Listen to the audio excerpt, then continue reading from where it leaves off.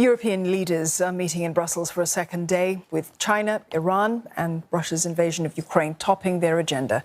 And the bloc is struggling with the fallout of having to wean itself off Russian gas and oil. But many top officials are unwavering in their support for Ukraine.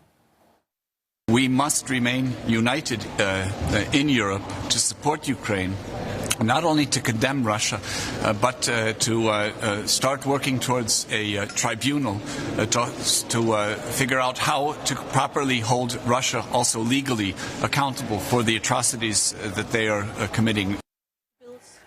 The EU has achieved a milestone for an acute energy crisis that has stumped the bloc since the start of Russia's invasion. They'd earlier reached an agreement to work on measures aimed at containing the price of this resource. Rosie Burchard tells us more.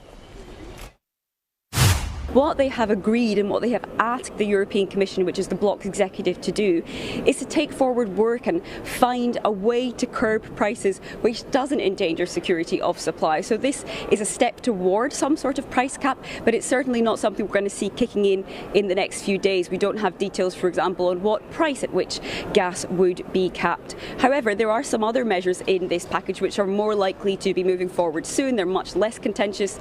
They include, for example, plans to jointly purchase gas. That means EU member states would sort of group together as a cartel and go to buy gas together. That's so that they don't outbid each other on an already tight market. They've also looked at some mechanisms for solidarity, so sharing gas between EU member states in the case of a supply crisis. And lastly, they are also looking into setting up a new benchmark for liquefied natural gas from early next year. The fear there is really that the European Union was once very much focused on pipeline gas, pipeline delivery specifically from Russia. Now, as the EU seeks to rapidly diversify away from Russian fossil fuels, well, it's looking more and relying more on imports of liquefied natural gas from countries like Norway, the United States, but also Qatar. And with that in mind, they're looking at establishing a new way to set the prices for LNG. So a plan of sorts, but still some holes in it, and it could be that we are back here in a few weeks' time, because German Chancellor Olaf Scholz, who was the most